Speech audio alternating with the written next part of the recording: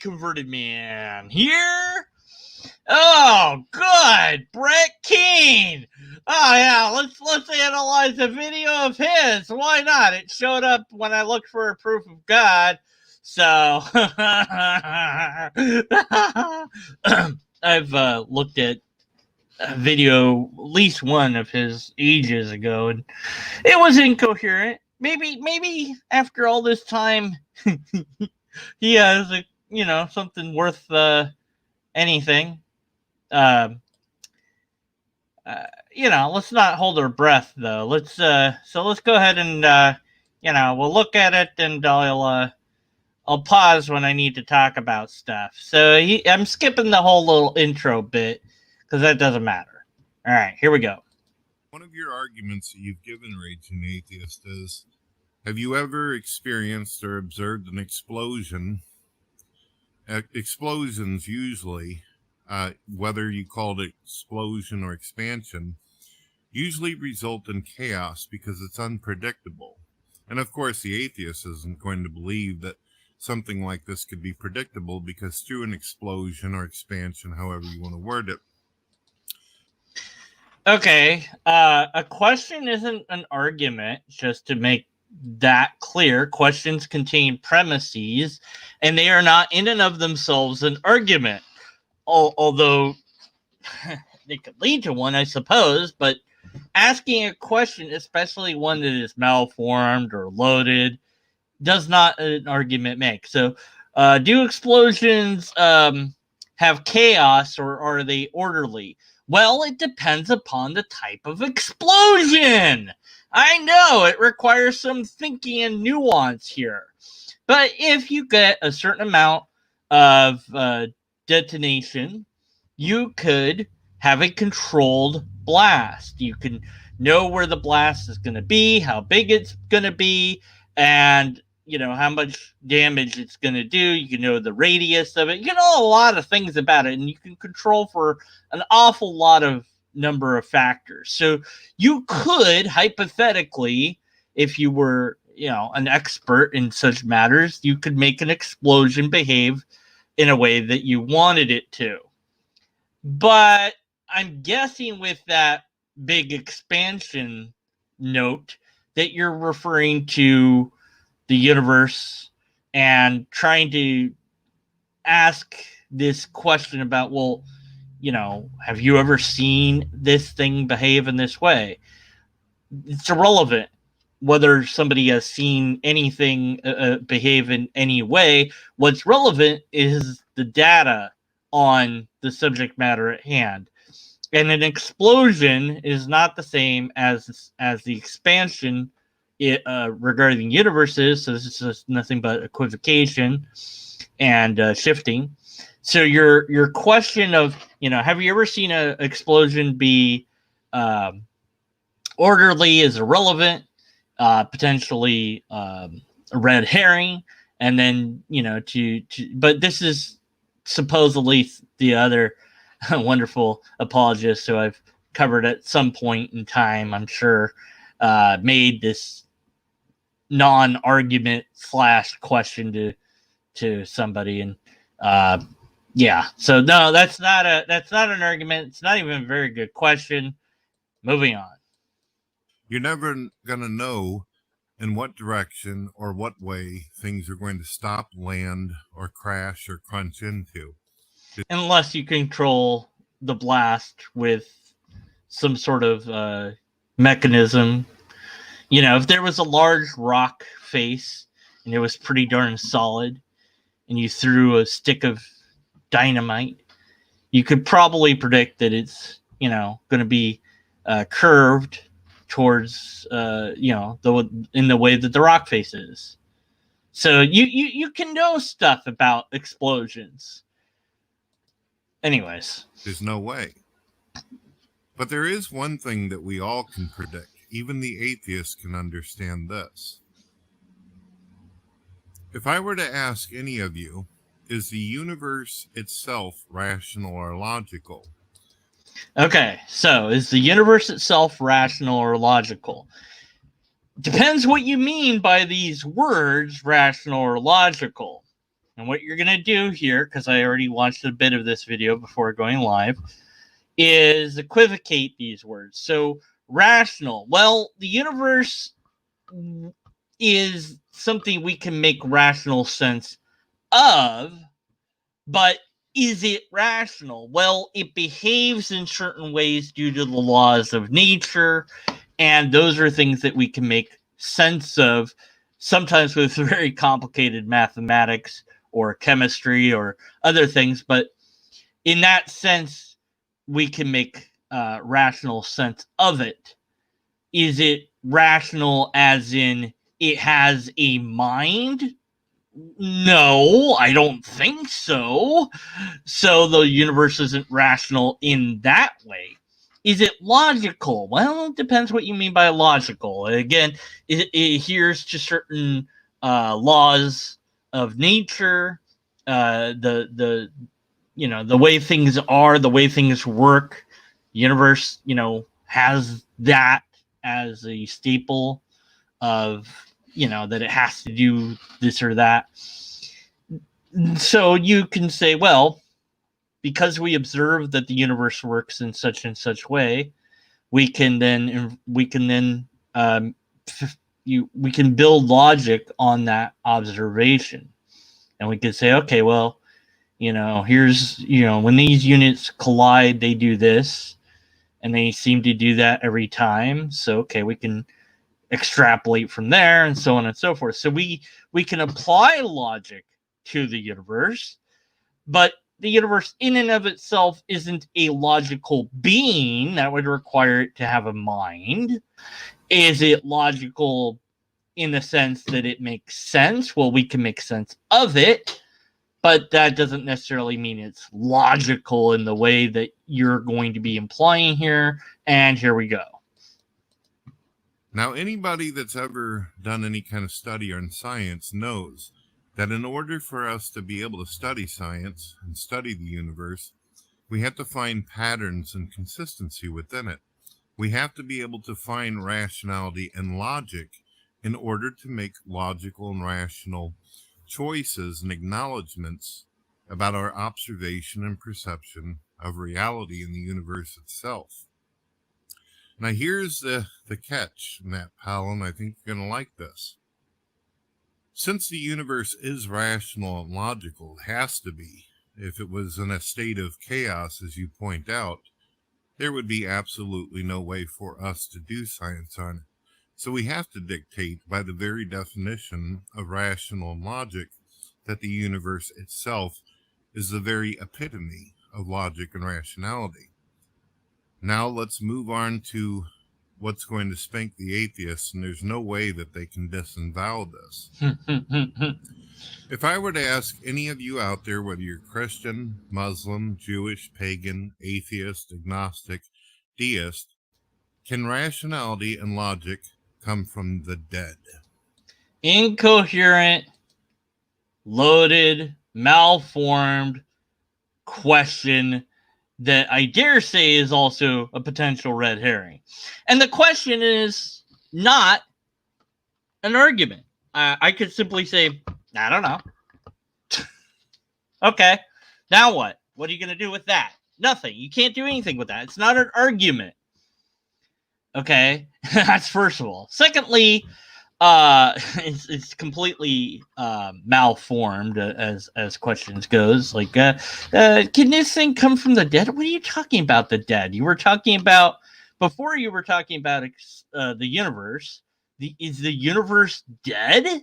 The universe is dead? What? The universe isn't alive, but it's not dead either. It's neither of those things. It's not that sort of. It doesn't even belong in that category. So you've shifted away from the universe, and now you're asking a question that's not related, but seems perhaps intuitively, I suppose you could say, related, because like, oh, is it?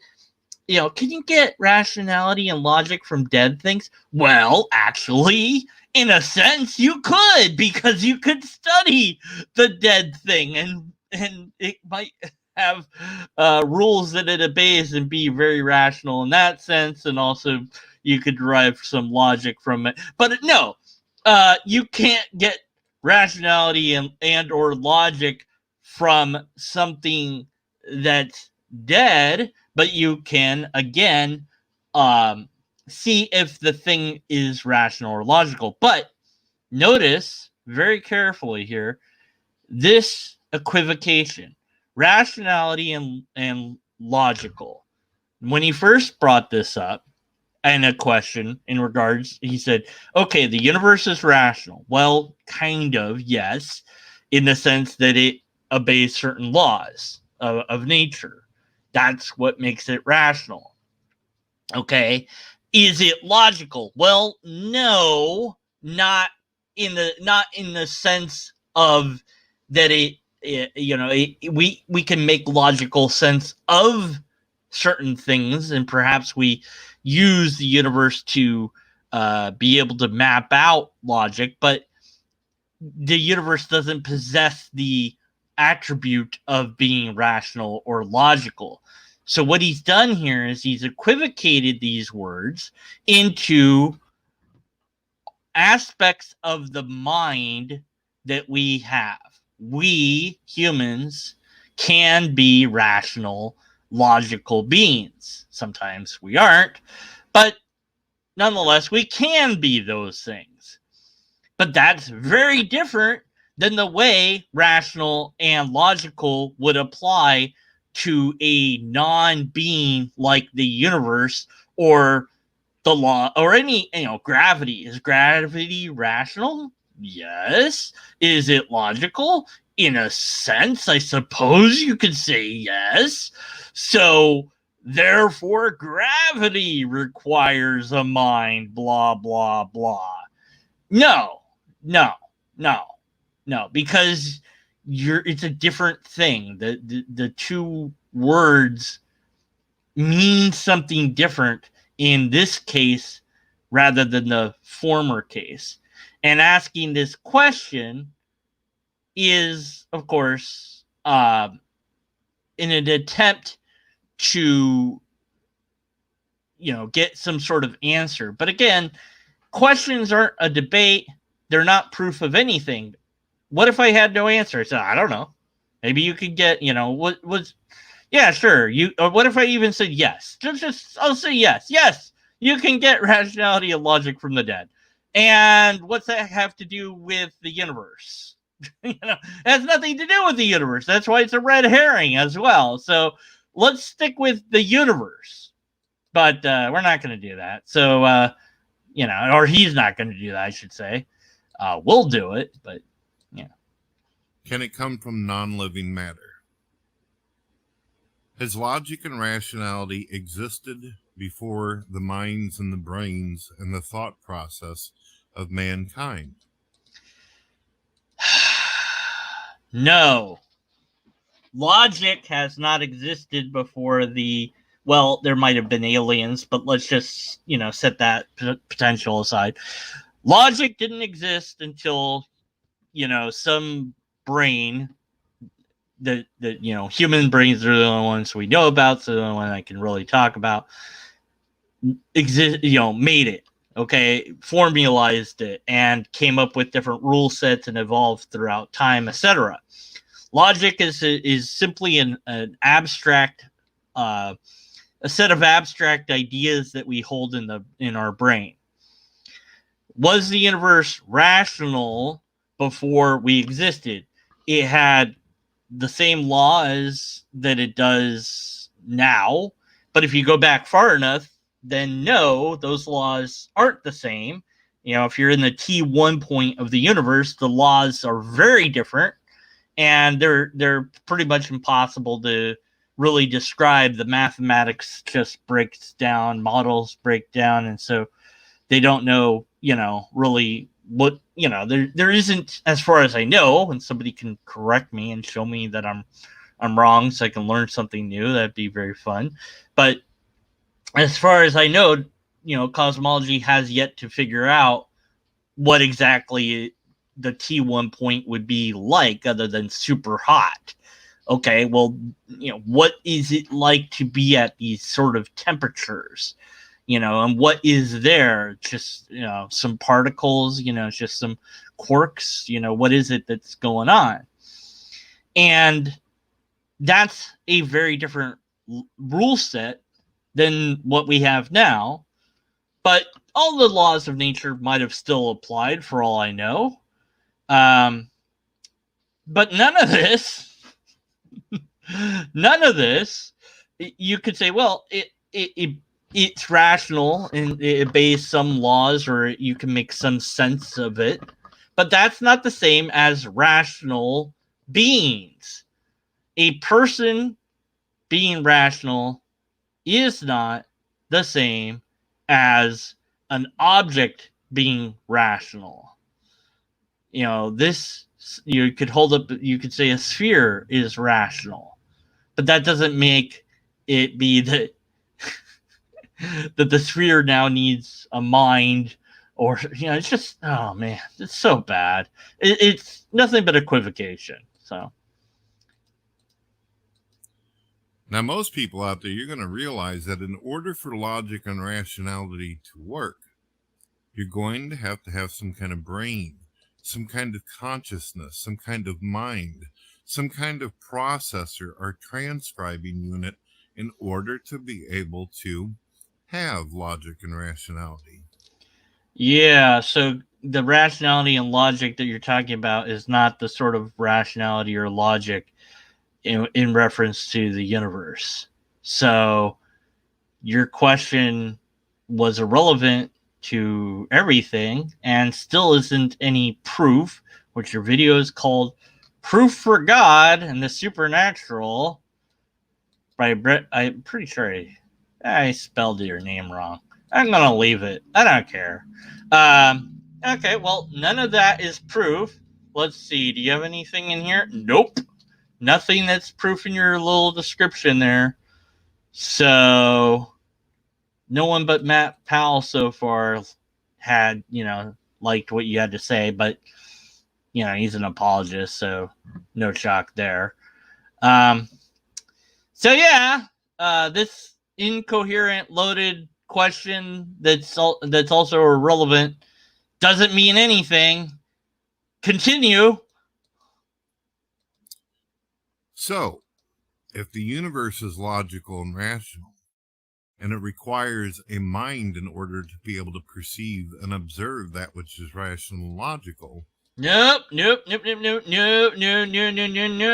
Now you're equivocating again. You don't, well, first of all, you don't, a mind isn't required.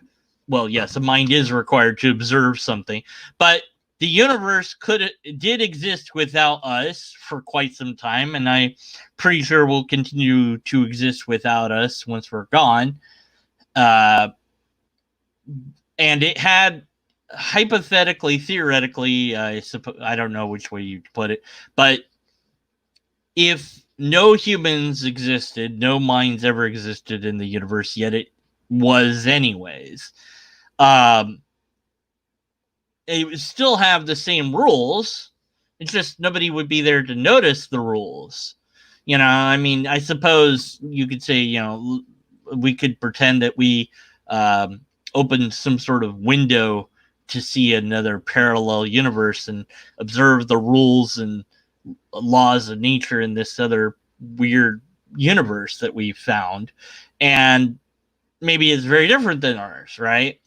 And we would say, okay, well, what kind of, can we make any rational sense out of it? Can we get any sort of logical ideas from this? And maybe we'd come up with all sorts of new things because of that. But at no point would that become the same sort of rational and logical that you're trying to make it. So stop equivocating. Stop it. Give me an actual argument. This isn't an argument yet, and it's not proof of anything yet. So hopefully he'll start to actually give us proof of something, which he's not, because he's just equivocating, and a mind isn't required for there to be a rational anything. That is to say, rational in the sense of it being well ordered, organized, etc. And logic, yes, a mind is required for that, but logical in the sense that the universe is, no, there's no minds required for that. So no, there isn't a mind required to observe these things. So your presuppositionalism here, which is all this is, fails utterly and completely. No surprise there. Shall we continue? Yes, we shall. Then that by its very definition and description proves without a doubt that there must be a mind that started it all. Nope. Logic and rationality doesn't come from nothing. What?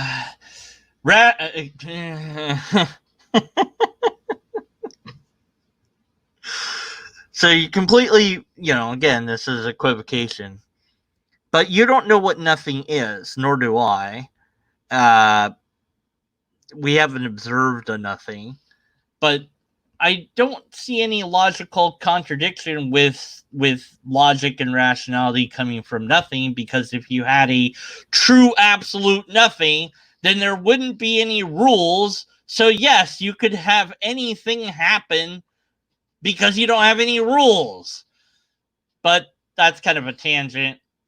Still, you're wrong. This doesn't prove the point that you wanted it to prove. But please, continue to equivocate. There's no idiot on this planet that would be stupid enough or have the audacity to say that rationality and logic, intelligence, comes from non-living matter that is dead. Okay, so now we're getting into whole shifted ground. So non-living matter that's dead. What the bleep are you talking about?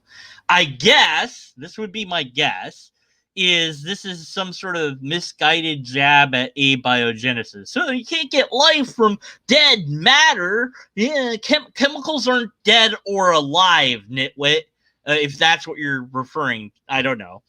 But chemicals are neither alive nor dead, because they don't fit the definition that we have given to life, okay?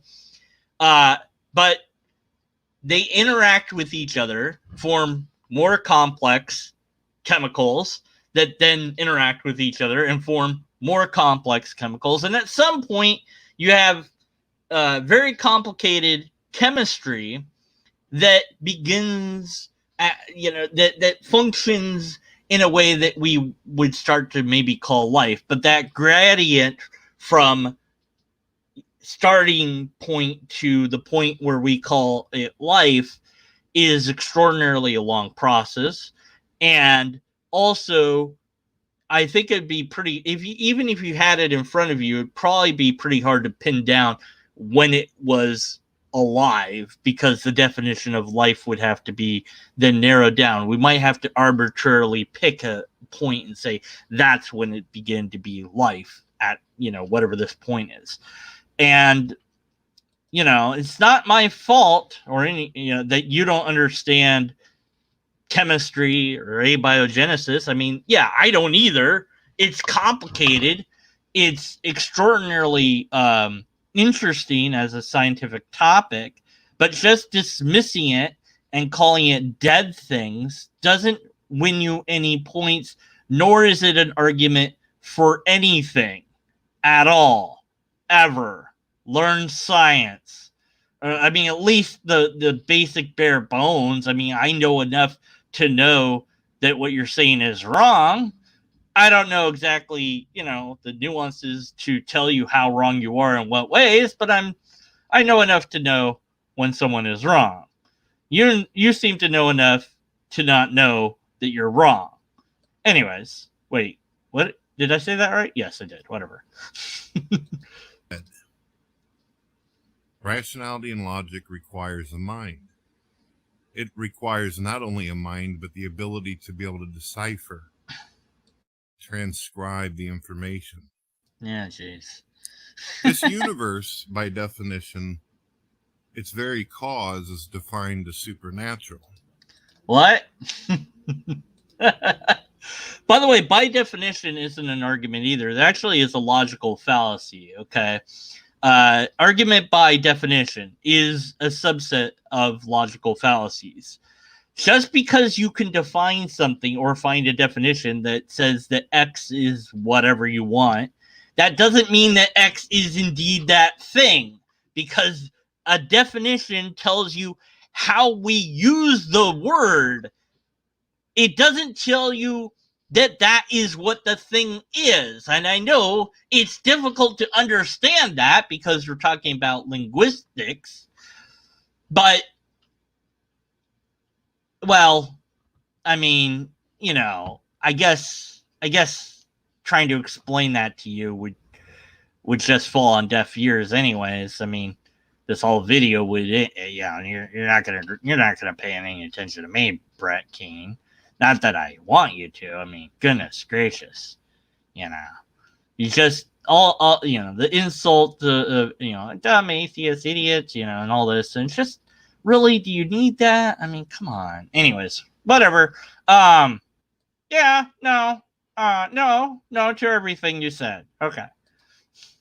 The universe had a beginning, therefore, everything around us had a start. That means that matter, time, space. When you hear some scientists claim that matter can't be created, it can only be transformed, well, that's not possible, ladies and gentlemen, because the universe itself had a beginning. Well, kind of. It's more complicated than that. And I know it's simple, it's easy to think in this way.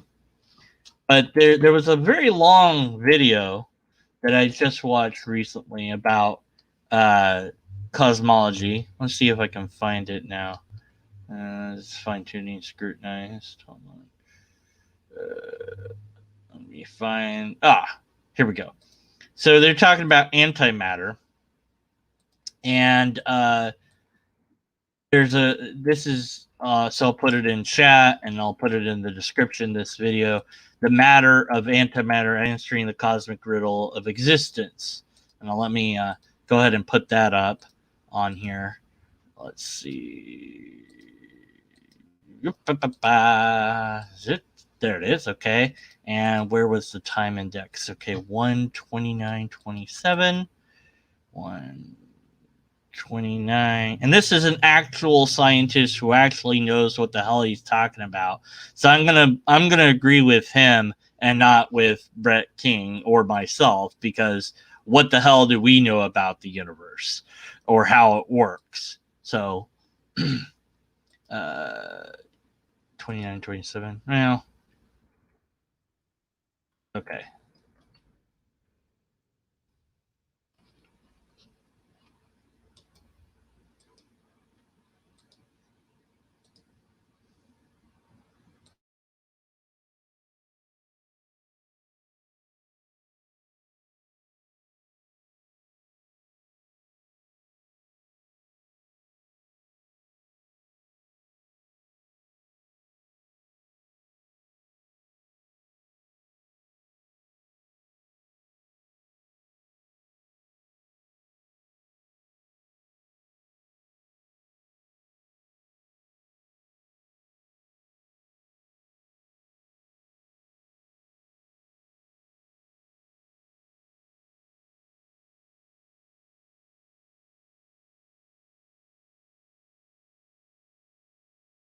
Bane, I forget. You know, this happens. It does it. Why?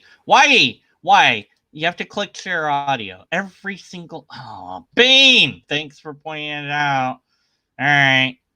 You have to trust me. He was explaining how this guy was wrong. All right. I'll edit that. Oh wait, I'm live. I can't edit.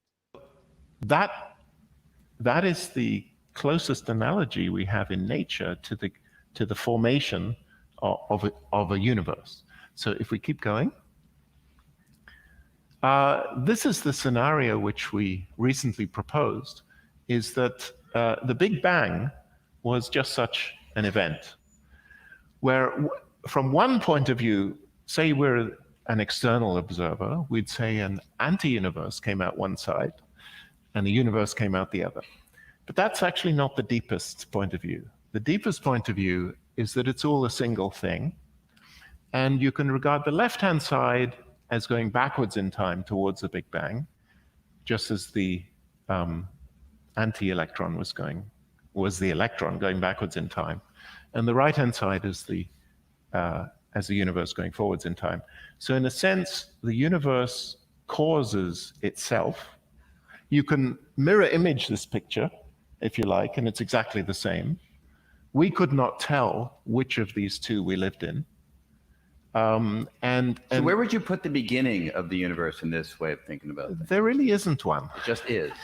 You see, the important point is the gray region in that particle picture was quantum. It's not classical at that point. It doesn't satisfy our classical notions of there being a single time, for example. So in this picture, in the middle of the picture, that's the blurry part. That's the quantum part. You shouldn't say, the universe wasn't started by an external agent at a definite time. No, the blurry part is where we don't even know what time is. Did you catch it? Did you hear what the actual scientist said about the universe? It doesn't have a beginning. It's always been. There's this part where it's kind of blurry.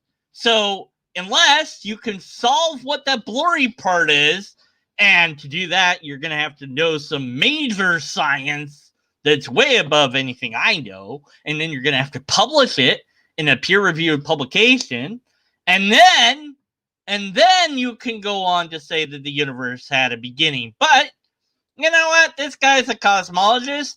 I think he knows what he's talking about. His name's one of the. Let's see. I think it's Neil Turok.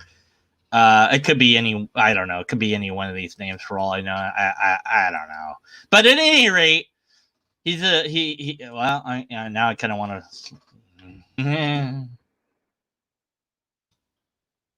Neil Turok.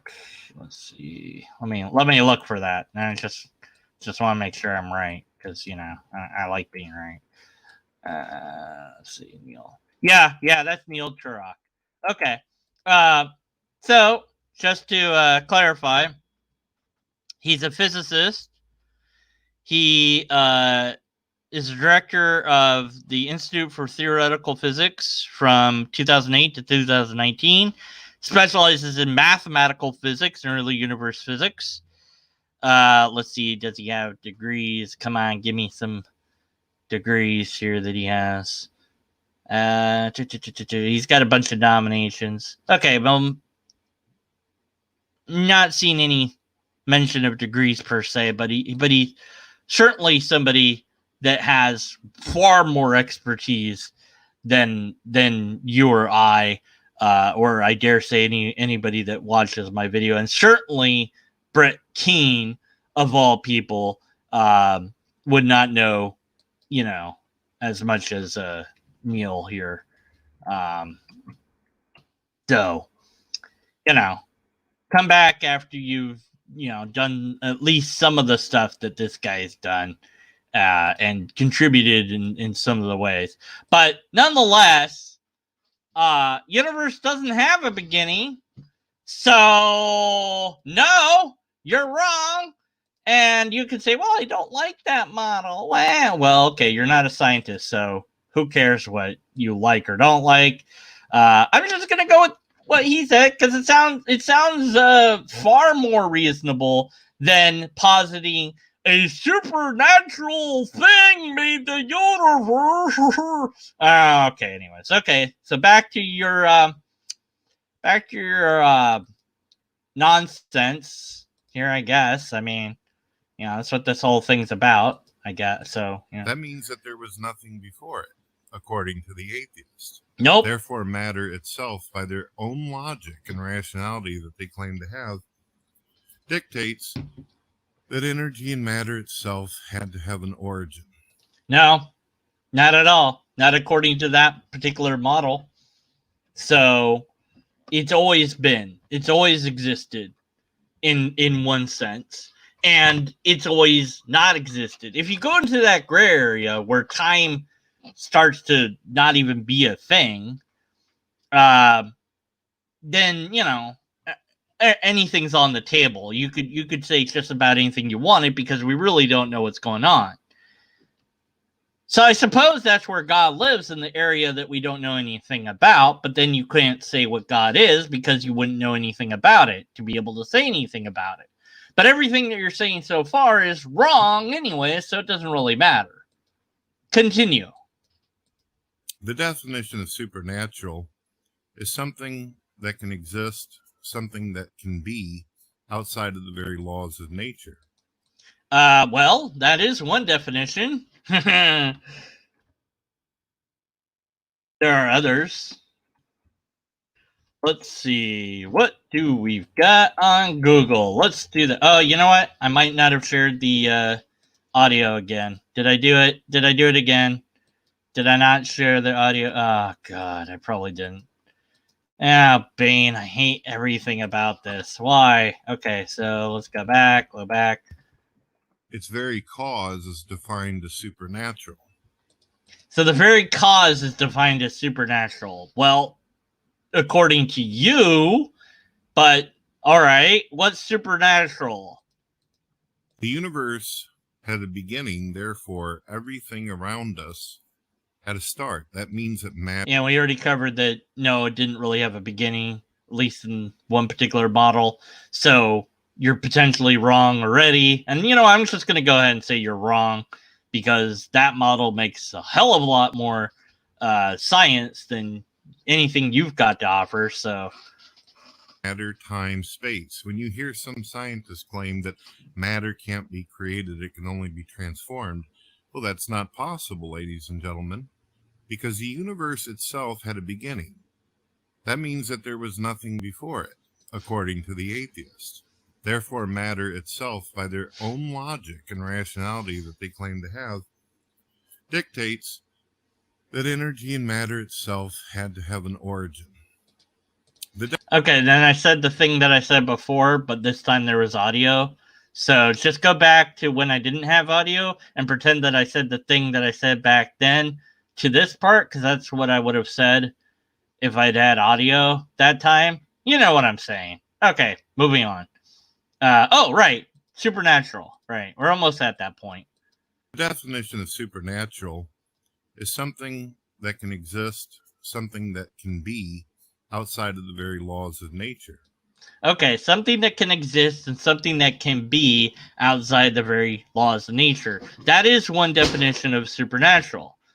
But if we're going to be playing the definition game, which we really shouldn't, because he's already appealed to definition a couple of times at least, I can play that game too. Here's Google, just the first result, the dictionary thing that comes with Google. Adjective. Of a manifestation or event attributed to some force beyond scientific understanding or the laws of nature. Okay. Now, just for fun, let's type in magic. The power of apparently influencing the course of events using mysterious or supernatural forces. So what's the difference between magic and supernatural? Really, honestly. You can't have a difference. That's the problem. The magic is equivalent. Oops, already highlighted that. Magic is equivalent to the supernatural. It exists beyond the universe, beyond the laws of nature. It can do anything that you want it to do. Well, that's magic. So the supernatural is just a fancy word for magic. And yes, I will fight you on this. No, but it's different. Well, yeah, kind of, but not really. I mean, it's a different word, but I mean, they basically are the same thing, aren't they? You can prove the supernatural just as much as you can prove magic. So every time he says supernatural, in fact, I dare say, from this moment forward, I'm just going to use the word magic instead of supernatural, at least in this video. Maybe other videos I'll forget, but you can be like, hey, take a Ferdinand. You forgot to call it magic. I'll be like, yeah. That was the thing I said I would do, but whatever. What was I doing? Oh, yeah. Well, since the universe had a beginning, Didn't. that means that the laws of nature hadn't even been established yet. Whatever Well, created the what? universe and all the life in it, from Matt Powell to the raging anus, had to have... He has to have his little dig there at the raging atheist. Yeah, I mean, come on, man. Did the raging atheist run over your cat? I mean, did he ever make fun of your name? I don't know. Is Bret Keen a Christian? I'm just wondering, because I mean, if he is, then he's not following the Bible, but that shouldn't surprise us. Anyways, whatever. That pinpoint. Had to. All logic and rationality had to come into existence from a point of supernatural origin. Remember, that's complete incoherence. The definition is beyond the laws of nature. Beyond the laws of nature. Well, then anything goes, because you're basically dealing in magic. And so I suppose, yes, logic, rationality could come from it, but so could illogic and unrationality. In fact, I dare say, if I was a being that was to create a universe, and I had all sorts of power to do it at my disposal, and I'm above the laws of nature. In fact, there are no laws of nature. Therefore, I can do anything. I can make a universe that's not rational. And so why not make a universe that's not rational? Why not make a universe where logic doesn't function, where the creatures inside of it discover to their bewilderment that not only do they exist, but they exist despite the fact that the universe is completely incoherent. And yet, these creatures would look at this and say, wow, we can't make sense of anything. That must mean there's a God. They'd still be wrong to come to that conclusion, by the way. But at least it would give them more to ponder than we have now. That the universe obeys certain laws is a good argument that it had to. That the way things are couldn't not be this way. And one of those scientists during the talk I had highlighted before, said something about, like there might have been some sort of Darwinian type of universe evolving, that certain types of universes just didn't form during that little gray spot before. And I bet I didn't have audio when I played this again, didn't I? Yes, I forget it. Whatever. It doesn't matter what he said. Who cares what he said? You know what? Screw it. Okay. All right. So, anyways, now the audio is on for sure. He's just repeating himself at this point. In order for the laws of nature to exist, the universe would have had to produce nature itself, time and space. What? No.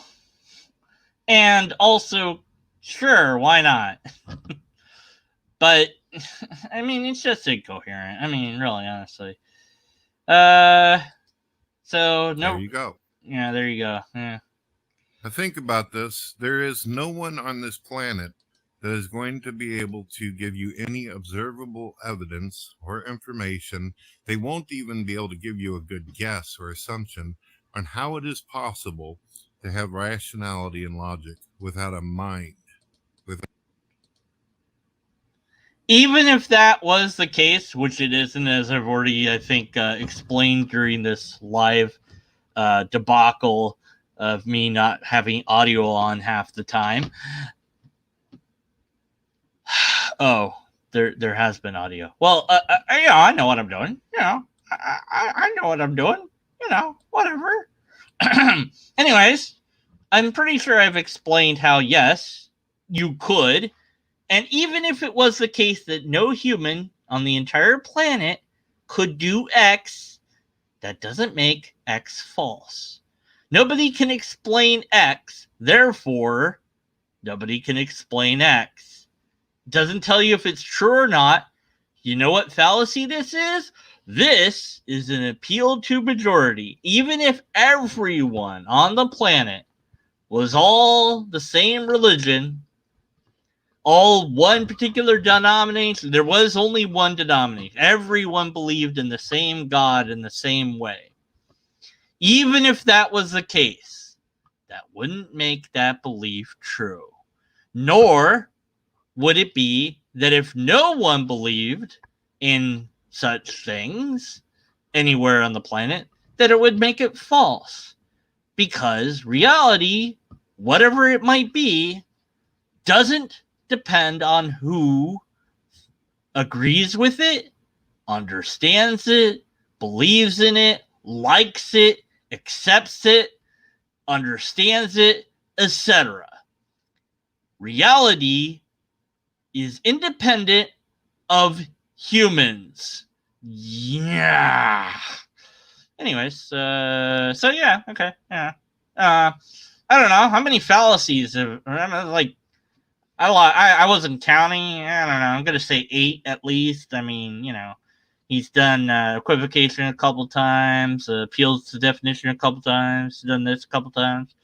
Yeah, 2, 4, 6, 8. Yeah, that sounds good. Yeah, I'll just say it's 8. Whatever. Yeah, next video, the logical fallacy counter has to make a comeback. Well, no, not the next video. The next video I should make is to say, hey, go watch or listen. You don't have to watch. Listen to the talk that I had with Skeptic Skeleton if you haven't done that yet. Because, like, you know, not everybody knew that I did it because I put it on Twitter. Not everyone is on Twitter there. So, if you know, I'll link that in here. Yeah, this doesn't count. I still need to make a promo video. All right, back to the video. Consciousness. All right, without something there to validate it, decipher it, transcribe it. Whatever. Okay. I have many more arguments. For those out there who want to hear it, you can subscribe to me. Yada, yada. All right. That wasn't really an argument. That was just asking a question that was loaded, red herring. So you didn't present an argument, really. You kind of haphazardly stumbled your way into a thing that barely resembles an argument, but I wouldn't call it that. I mean, there's no syllogism here. You're wrong about, well, all the things, as I've already demonstrated. So I guess that's it. You've got longer to go, but you're pretty much signing off. So let's go ahead and have some fun. Are you going to show any proof at all? Let's see. Yada, yada. Anybody out there that hates fairies? Oh, wait. He does have more to say. I have many more arguments. For those out there here we go. Hear it, here we go. Subscribe this should be good. Yada, yada, yada. Yeah, yada, yada, yada. I'm going to talk a little bit about this issue between Aaron Raw, Raging Atheist, and Matt Powell. I don't care about that. Okay, so that's it. No proof given at all, not even a little. No evidence, no tests, no argument. Just, what about this? Well, if we break down the question and reveal it for what it is, your question is loaded, incoherent, incompetent, a red herring. Well, incompetent is not a logical fallacy, so I should leave that out. Supernatural equal God. This is a good point. Yeah, I mean, so anything outside nature, yeah. Yeah, I mean, you know, what is it? Well, it's outside of nature. Well, what does that mean? I mean, we've never observed that there is anything but nature. So how can we really honestly say that there is anything but it? I mean, it's pure speculation at that point. It's magic. It's just Well, and especially when you're talking about how the universe came to be, this is a humbling endeavor.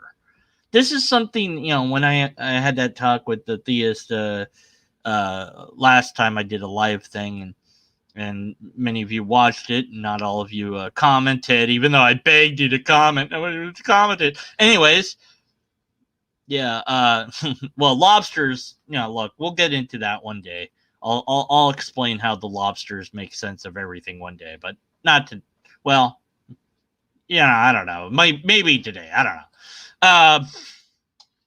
Okay, but what struck me in the middle of that conversation, where he made the false analogy of either the universe began to exist or it's always existed, and it turns out, and this was before I had watched that antimatter video, turns out there's a model where both are true and neither are true at the same time, because it kind of has always been, but it also hasn't been, because it's weird. And so there's a third option that was left out by his dichotomy. My point, of course, in that conversation was to say we couldn't even make a dichotomy, because in order to make a true dichotomy, you have to know that there's only two choices, and we don't know what the choices are. But it's either this or that. You don't know that. It's not a light switch. It's before there was anything like light. It's before there was time. I have no idea what that's like. Neither do you. But he had to have it be that it has to be this or that, because the argument falls apart without that dichotomy. So when we're dealing in trying to prove something, what we want is mathematical proof, empirical evidence, some sort of test that shows it to be a thing, some sort of thing that you can verify. Now, yes, there's historical accounts, but the only way to scrutinize history is to do science on it. There's archaeology. There's, comparative linguistics. There's forensic science. There's all sorts of ways that we can scrutinize history, but ultimately, a lot of history, we're going to have to put into the category of myth. And that's all of history, any parts of, or at least the bits of history, that claim to do wild, absurd things, magical things, people flying, coming back from the dead, healing, whatever. Well, why? Because we don't observe anything like that happening today. And in that conversation I had with that theist, last time, he's like, well, you would assume that the way things are now is the way things are in the past. So what are you saying? Are you saying that in the past there could have been magic, but today we don't have any magic? Well, I suppose, but then you have to grant all mythologies. You can't selectively choose which ones you want to be true. So everything's on the table, and that's not a way to be rational. So if we don't have an example of the supernatural, and we don't, if we don't have an example of beyond nature, and we don't, then we can't say that it is. Now, you might say we can't say that it isn't, and you'd be correct, but then we should be skeptical of the conclusion. Thanks for listening. Also, check out the other thing I did. Link in the comment thread. Comment thread. Not the comment thread. Stop saying look at the description of later.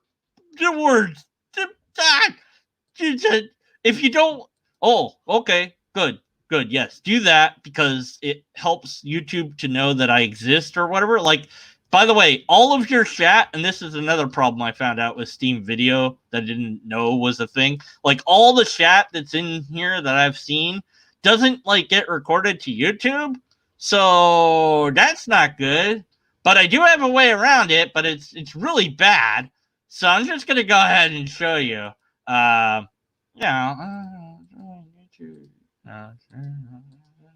Here we go. Okay, here we go. So yeah, here you go. Here's how we do it. Yeah, look at this. Oh yes. Oh my goodness. Freakelstein.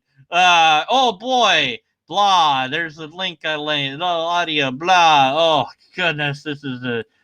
There's you're yeah. No, okay. And somebody can just slow this down if they want to read all this. Blah blah blah blah stuff. Okay, so there you go. There. That's the only way that I know to show chat in SteamYard. I'm pretty sure there is a real way, but no, I don't know. Goodbye, Finn.